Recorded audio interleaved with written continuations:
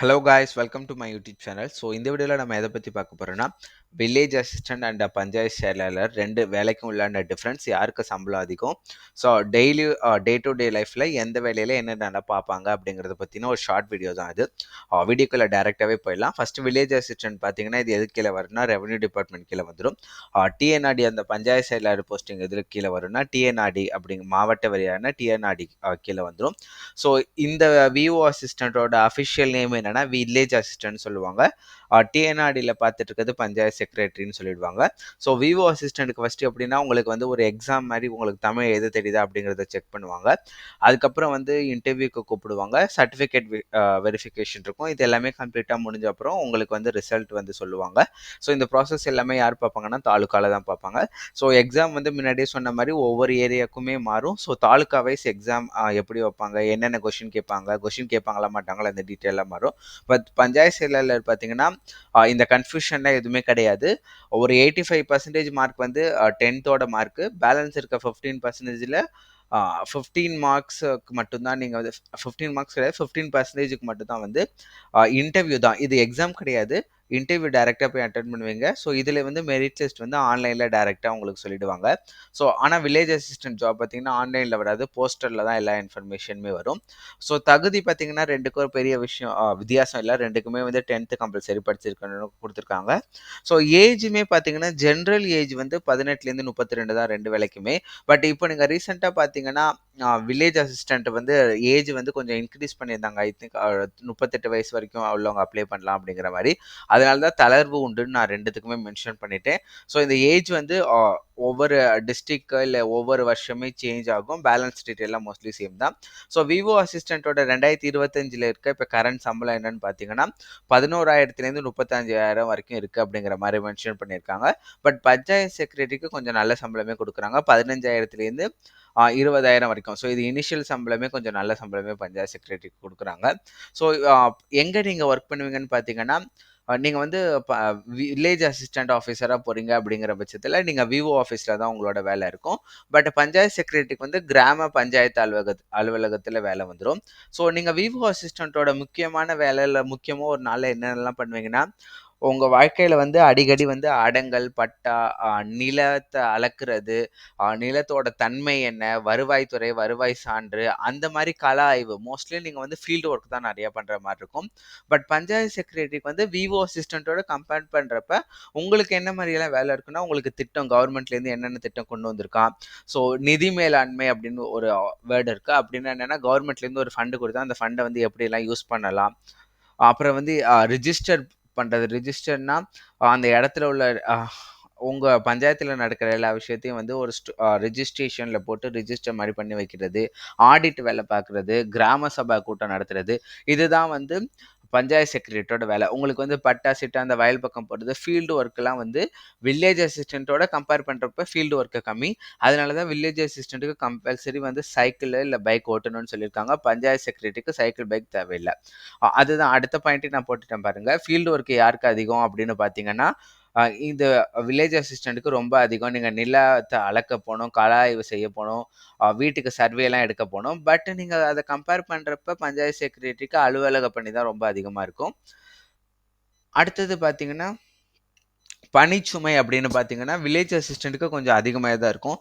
ஏன்னா உங்களுக்கே தெரியும், நீங்கள் வந்து ஒரு வில்லேஜ் போனீங்கன்னா அது வீட்டையும் நீங்கள் தான் அளக்கணும், வயலையும் நீங்கள் தான் அளக்கணும். உங்களுக்கு அந்த இடத்துல உள்ள நிறைய ரெவன்யூ பேஸ்டு எது நடந்தாலும் அதை ஃபுல்லாகவே நீங்கள் தான் பார்க்கணும். பட் பஞ்சாயத்து செக்ரட்டரின்னு பார்க்குறப்ப கம்பேரிட்டிவ்லி இது வந்து நடுத்தரம் அப்படின்னு தான் சொல்லணும். ஏன் அப்படின்னு பார்த்தீங்கன்னா உங்களுக்கு வெளியில் போகிற வேலை ரொம்ப இருக்காது. மோஸ்ட்லி பஞ்சாயத்தில் ரொம்ப இருக்காதுன்னு தான் சொல்கிறேன், இருக்கவே இருக்காதுன்னு சொல்கிறேன். ஸோ விவோ அசிஸ்டண்ட்டோட கம்பேர் பண்ணது பஞ்சாயத்து செயலாளர் வந்து ஓரளவுக்கு பரவாயில்ல அப்படின்னு தான் சொல்லலாம். பட் பதவி உயர்வுன்னு பார்த்தீங்கன்னா, ஸோ நிறைய பேர் வந்து இதில் ரொம்ப கன்ஃபியூஷன். ஒரு பர்சன் கூட கமெண்ட் பண்ணியிருந்தாங்க, வில்லேஜ் அசிஸ்டன்ட்லேருந்து விஓவா எப்படி ப்ரொமோஷன் கொடுப்பாங்க அப்படிங்கிறது. ஸோ நீங்கள் பார்த்தீங்கன்னா குரூப் 2 எக்ஸாம் எதுக்கு எழுதுறோன்னா தாசில்தார் வேலை. ஸோ அந்த மாதிரியான வேலைக்கு தான் குரூப் 2 எக்ஸாம் எழுதுவோம் ரெவன்யூ டிபார்ட்மெண்ட்டில். ஆனால் நீங்கள் ஒரு விஓவாக சேர்ந்து ஒரு 10 வருஷம் இல்லை அதுக்கு மேலே பார்க்குறப்ப ஆட்டோமேட்டிக்காக ப்ரொமோஷன் கிடச்சி போவாங்க. நிறைய பேர் வந்து சப் கலெக்டர் இல்லை டெபுட்டி கலெக்டர் அப்படிங்கிற வேர்ட்ஸ் வந்து நீங்கள் கேட்டிருப்பீங்க பார்த்தீங்களா. ஸோ அதெல்லாம் எப்படி போவாங்கன்னா, நீங்கள் போய் ஐஏஎஸ் எக்ஸாம் எழுதி கலெக்டர்னு கிடையாது. அந்த டெபுட்டி கலெக்டர் அந்த மாதிரிலாம் போட்டதெல்லாம் டெப்யூட்டின்னு தெரியல, சப் கலெக்டர். ஸோ கலெக்டருக்கு கீழ உள்ள வேலைக்கு ஐஏஎஸ் எக்ஸாம் எழுதி போறது கிடையாது. ஸோ நெறைய பேர் என்ன பண்ணுவாங்கன்னா, ப்ரமோஷன்லயே போவாங்க. ஸோ ஃபர்ஸ்ட்டு அத நீங்க ஒரு தடவ டீட்டெயிலா உங்களுக்கு டவுட் இருந்தா கூட யார்ட்டயாச்சும் கேட்டுக்கோங்க. ஸோ பதவி உயர்வு வில்லேஜ் அசிஸ்டன்ட்க்கு பார்த்தீங்கன்னா, நீங்க வில்லேஜ் அசிஸ்டன்ட்டா இருப்பீங்க. ஸோ ஒரு 10 வருஷம் அதுக்கு மேல உங்களோட லொகேஷன்ல ஒரு வேக்கன்சி வருதுங்கிறப்ப, விவோக்கான சான்ஸ் இருக்கு. ஸோ சான்ஸ் கம்மி தான் கம்பேரிட்டிவ்லி. பட் சான்ஸ் இருக்கு. அதுக்கப்புறம் அசிஸ்டன்ட், டெப்யூட்டி தாசில்தார்ன்னு உங்களுக்கு ப்ரொமோஷன் ஆகி போயிட்டே இருப்பாங்க. ஆனா பஞ்சாயத்து செயலாளர் டிஎன்ஆர்டி வரப்ப அ ப்ரொமோஷன்ங்கிறது உங்களுக்கு ரொம்ப கம்மி தான். ஸோ நீங்க மேபி ஜூனியரா இருப்பீங்க. அப்புறம் கொஞ்சம் சீனியரா ஆவீங்க. இந்த டீட்டெயில் நான் எதுலேருந்து எடுத்தேன்னா, பஞ்சாயத்து செக்ரட்டரிக்கு எங்க ஊர்ல 2009ல வந்து பஞ்சாயத்து செக்ரட்டரியா ஒருத்தவங்க ஜாயின் பண்ணாங்க. ஸோ அவங்க பேர் வந்து அனிதா. அவங்க தான் இன்னும் பஞ்சாயத்து செக்ரட்டரியாவே ஒர்க் பண்ணிட்டு இருக்காங்க. நான் கேட்கிறப்ப ப்ரொமோஷன் கிடைக்காது. பட் சேலரி இன்கிரிமெண்ட் இருக்கும் அப்படிங்கிற மாரி மென்ஷன் பண்ணியிருந்தாங்க. ஸோ இதே மாரி உங்க ஊர்ல யாரு பஞ்சாயத்து செக்ரட்டரியா இருக்கா அப்படிங்கிற டீட்டெயில் வேணும்னா, இது கவர்மெண்ட்டோட அஃபிஷியல் வெப்சைட்லயே போய் எடுக்கலாம். அந்த டீட்டெயில் வேணும்னா கண்டிப்பா கமெண்ட் பண்ணுங்க. அஃபிஷியல் வெப்சைட்ல உங்க ஊரோட பஞ்சாயத்து செக்ரட்டரி யாரு, உங்க ஊரோட டீட்டெயில்ஸ் என்னென்னலாம் இருக்கு அப்படிங்கிற மாரி இருக்கு. அத வேணாலும் அந்த வீடியோ நான் தனியா போடுறேன்.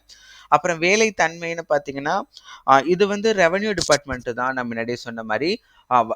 மோஸ்ட்லி என்ன பார்த்தீங்கன்னா, லேண்ட் சர்வேலாம் எடுக்க போவீங்க. அப்புறம் ஆவண பணிகள் பார்ப்பீங்க. இந்த சர்டிஃபிகேட்லாம் குடுக்குறாங்க பார்த்தீங்களா?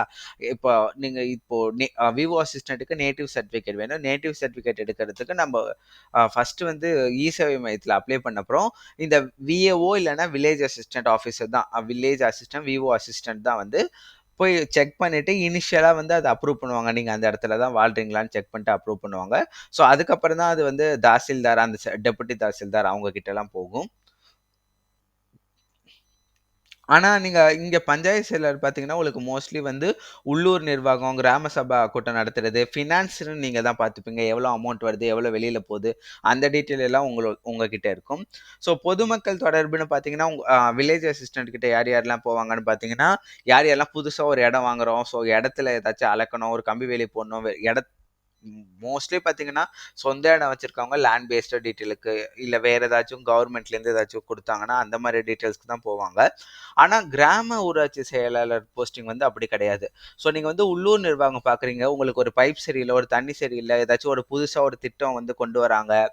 ஸோ கிராம சபா கூட்டம் நடத்தணும். இது எப்படின்னா உங்களுக்கு மெஜாரிட்டி ஆஃப் த டைம் பொதுமக்களோட நீங்க தான் ஒரு வில்லேஜ்ல அதிகமா பேசுவீங்க. அடுத்தது வந்து இதுதான் பொதுமக்கள் தொடர்பு. கிராம மக்களோட நான் அதிகமா நீங்க தொடர்பு வச்சிருப்பீங்க. வேலை பாதுகாப்புன்னு பார்த்தீங்கன்னா, இது ரொம்ப ரொம்ப ஒரு இம்பார்ட்டன்ட் பாயிண்ட். வில்லேஜ் அசிஸ்டன்ட்டோட வேலை வந்து நீங்க அந்த போஸ்டிங் ஒரு தடவ கிடைச்சிச்சுன்னா, அது கம்பல்சரி கவர்ன்மெண்ட் போஸ்டிங். அஃபிஷியலாவே உங்களுக்கு எடுத்தோனே அப்பாயின்ட்மென்ட் கவர்ன்மெண்ட்ல குடுத்துருவான். ஸோ ஆனா இந்த பஞ்சாயத்து செக்ரட்டரி பார்த்தீங்கன்னா, இத நான் ஆல்ரெடி நெறைய வீடியோல சொல்லிட்டே இருக்கிறேன். ஃபர்ஸ்ட்டு அவன் அஃபிஷியல் நோட்டிஃபிகேஷன்ல என்ன போட்டிருந்தாங்கன்னா, ஃபர்ஸ்ட்டு 1 மாசம் வந்து உங்களுக்கு ட்ரெய்னிங் மாரி குடுப்போம். ட்ரெய்னிங் முடிச்ச அப்புறம் ஒரு டெஸ்ட் வைப்போம். அந்த டெஸ்ட் 3 தடவ கூட எழுதலாம்னு நெனைக்கிறேன். எனக்கு எக்ஸாக்ட்டா ஞாபகம் இல்ல. அந்த டெஸ்ட்ல பாஸ் பண்ணா உங்களுக்கு 2 விஷயம் வந்து புரொபேஷன் பீரியட். புரொபேஷன் பீரியட் முடிஞ்ச அப்புறமும் ஒரு டெஸ்ட் வைக்கும். ஸோ அந்த டெஸ்ட்லயுமே நீங்க பாஸ் பண்ணா மட்டும் தான் உங்களுக்கு அஃபிஷியலா வந்து நீங்க கவர்ன்மெண்ட் எம்ப்ளாயியா நீங்க வந்து கன்சிடர் பண்ணுவீங்க. ஸோ நான் போய் இப்பயே ஒரு 10,00,000 குடுத்துட்டு நெறைய பேர் 10,00,000 குடுக்குறேன் ப்ரோ. நான் ஒர்த் இல்லையா? அப்படின்லாம் நெறைய பேர் கேட்டுட்டே இருக்கீங்க. ஸோ இது முதல்ல ஒரு பெர்மனன்ட் ஜாப்பா அப்படிங்கிறதே ஒரு டவுட் தான் இந்த இடத்துல. ஏன்னா நீங்க 1 மாசம் உங்களுக்கு ட்ரெய்னிங் குடுப்பாங்க. நீங்க 10,00,000 குடுத்து சேர்ந்துடுறீங்க. 1 மாசம் ட்ரெய்னிங்லயோ இல்ல 2 வருஷம் கழிச்சோ ஒரு டெஸ்ட் வைக்கிறப்ப, அந்த டெஸ்ட்ல நீங்க ஃபெயில் ஆயிட்டீங்க. உங்களுக்கு வேலை கிடையாதுன்னா 10,00,000 குடுக்குறதே வேஸ்ட்டு. ஸோ ஜஸ்ட் வந்து அமௌண்ட் இருக்குங்கிறதுக்காக யூஸ் பண்ணாதீங்க. ஆ இன்னொரு விஷயம் பார்த்தீங்கன்னா, இப்ப என்கிட்டலாம் அமௌண்ட் இல்ல 10,00,000 குடுத்து ஒரு வேலை வாங்குற அளவுக்கு ஒரு நம்பிக்கையோட தான் நம்ம எல்லாருமே வந்து நெக்ஸ்ட் ஸ்டெப் போறோம். ஸோ அமௌண்ட் இல்ல ப்ரோ நான் அப்ளைவே பண்ணல அப்டின்லாம் நெனைக்காதீங்க. கண்டிப்பா வந்து ஏதாச்சும் உங்களுக்கு கிடைக்கும் அப்டின்னு இருந்தா கிடைக்கும்னு ஒருத்தர் கமெண்ட் பண்ணியிருந்தாரு. ஸோ அந்த மாரி கண்டிப்பா கிடைக்கும். அடுத்தது பார்த்தீங்கன்னா யாருக்கு இந்த வேலை ரொம்ப சூட்டபிளா இருக்கும் பார்த்தீங்கன்னா, வில்லேஜ் அசிஸ்டன்ட் வந்து ஒரு சிவில் பேஸ்டு படிச்சவங்களுக்கு ரொம்ப கொஞ்சம் ஈஸியாவும் இருக்கும். ஏன்னா, அவங்களுக்கு ஆல்ரெடி இடத்த அளக்கிறது, அந்த சர்வே பண்றது, ரெவென்யூ பணிகள்லாம் நெறைய அவங்க ஆல்ரெடி தெரிஞ்சிருக்கும். ஸோ, அவங்களுக்கு இது கொஞ்சம் ஈஸியா இருக்கும் அப்படிங்கிற மாரி தான் போட்டிருக்கேன். பஞ்சாயத்து செக்ரட்டரி பொசிஷன் யாருக்கெல்லாம் கொஞ்சம் ஈஸியா இருக்கும் அப்படின்னு பார்த்தீங்கன்னா, ஒரு மேனேஜ்மென்ட் பண்றது. ஒரு 10 பேர வச்சு ஒரு மேனேஜ் பண்றது. ஒரு காசு வரப்ப அந்த காசு ஒரு சிம்பிளா சொல்ல போனோம்னா, உங்க ஊர்ல ஒரு கோயில்ல ஏதோ ஒரு திருவிழா நடக்குது. அந்த திருவிழால நீங்க போய் பார்ட்டிசிபேட் பண்ணி மேனேஜ் பண்றீங்கன்னா, அவங்களுக்கு இந்த வேலை கொஞ்சம் ஈஸியா இருக்கும். ஸோ ஒரு ரூ. 10,000 வருது. அந்த ரூ. 10,000 எப்படி செலவு பண்றோம்? எப்படி மேனேஜ் பண்றோம்? அப்படிங்கிற மாரி இருக்கிறது பஞ்சாயத்து செக்ரட்டரிக்கு அப்படிங்கிற மாரி. ஸோ இது வந்து ஒரு பேசிக்கான டிஃபரன்ஸ் தான். இதுல நான் எல்லா பாயிண்ட்டுமே முடிஞ்ச அளவுக்கு கவர் பண்ணிட்டேன். ஸோ இது இல்லாம இன்னும் உங்களுக்கு வேற ஏதாச்சும் டவுட் இருந்தாலும் கண்டிப்பா கமெண்ட் பண்ணுங்க. ஸோ இதுக்கப்புறம் நான் மோஸ்ட்லி வந்து இன்டர்வியூல என்ன கொஸ்டின் கேட்பாங்க அந்த சைடு ஃபோக்கஸ் பண்ண ஆரம்பிக்கிறேன். ஸோ வேற ஏதாச்சும் வேணும்னாலும் கண்டிப்பா கமெண்ட் பண்ணுங்க. Have a great day. Bye by.